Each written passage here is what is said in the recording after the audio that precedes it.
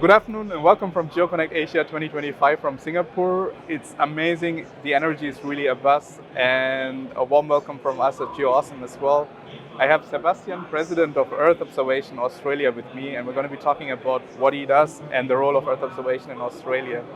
Sebastian, why don't you introduce yourself and your organization? First, it's great to be here, and the energy is actually brilliant. The role of Earth Observation Australia is about connecting, growing, and expanding the influence and use of Earth observation in decision making across the country. So we really represent, I guess, the peak body of academia, industry, and government users, and that includes philanthropic, not-for-profit groups as well. So we're really about bringing that together and harnessing that community. So you are a network of sorts. Essentially a network, yeah, a network that brings together those experts who use Earth observation across Australia. That's fantastic. I mean, that's pretty much what we do at Geo Awesome, besides the writing part, so it's really nice to talk to you and to see how we can work together. Yeah, definitely. Speaking of working together, we are here in APAC. Australia is a very important regional partner. How do you see the Earth observation scene kind of overlapping between Australia and APAC? Yeah, I think one of the great things about Earth observation in Australia is because we don't have any sovereign launch capabilities yet, we haven't launched any of our own capabilities. We have great end users and designers of products and outputs. And so one of the great things that we're trying to see and improve on is our relationship within the region that goes, we're what we would call super users of Earth observation data. We use it across a range of industries. We're heavy users of that. We have great partnerships with America and in Europe, but I think what everyone's trying to focus in on is the regional play, to be how can we help our neighbours, how can we show what we've learned, and how can we learn from regional partners as well. And so that's part of the remit of Earth Observation Australia, start to kind of reach out to the region a bit more to see where we can develop formal partnerships. Speaking of helping out your neighbours and establishing partnerships, one of the things that I found interesting was your report. Do you want to talk about it? About the Earth observation report? Yes, we do. Yeah, so we did last year. We did a report on the continuity of supply of Earth observation and the risks associated to Australia.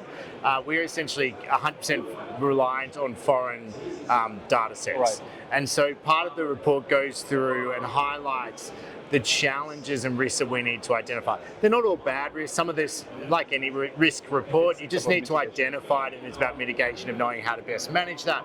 But I think it was in the proximity of around $140 billion worth of government programs relying on other data sets or foreign data sets. And so there's this element of making sure that regional partnerships matter for us, building those out and expanding it out, not being reliant on one or the other. And so I think there's been a great opportunity from that report to look at how do we better do that? And I think there's been some great emphasis by certain players in government.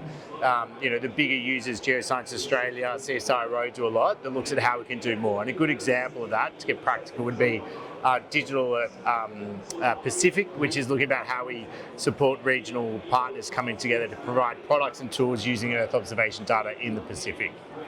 That's great. I mean, it kind of sounds a bit similar to the data for development work that Copernicus and others do. So in a sense, it's a consortium to promote the use of Earth observation. That's right. Across APAC. That's right. And sharing of knowledge and experiences. So not saying that we're the best or, it's that we're all learning on this journey and how do we cross-share that knowledge. And that's been a great advancement, both for the Australian ecosystem, but I also think for the region. I mean, Australia, in a sense, at least from my perspective, and as a satellite navigation engineer, it's been fascinating to see how autonomy has played a huge role. Yes. And how tech adoption has been always quite easy at Australia. Yeah. How do you see the role of GEO in Australia? Is it growing? Are there challenges? Where do you see the biggest benefits? Let me go with one of the great things of Australia is we have a very big reliance on the resource sector, and naturally a lot of autonomy was already being rolled out in that environment. And so a lot of those skill sets are transferable in the physical launch space, but what we really care a lot about is the technical capability of how we use the data looking back down on Earth. So in that EO space, how are we applying that, where are we applying that?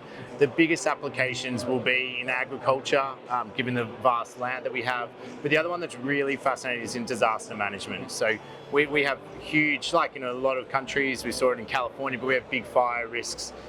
We've had another cyclone through up north in Brisbane. We have constant flooding. And so one of the big challenges or opportunities for us is how do we upskill the broader community to understand the benefits that Earth observation brings to us in a practical sense, but also trying to upskill people into the sector so that they see this as a viable career path and also an opportunity for entrepreneurship and growth and capabilities, both whether it's in research, applying in communities, in like not-for-profit organizations, or if they want to start up a business themselves. This is really great, Sebastian. And I have a feeling that we potentially could be talking for hours, but I'm going to let you go because you have a panel discussion. I do, very shortly. Thanks a lot. Enjoy Geo Connect, and Thanks. thank you. Thanks so much.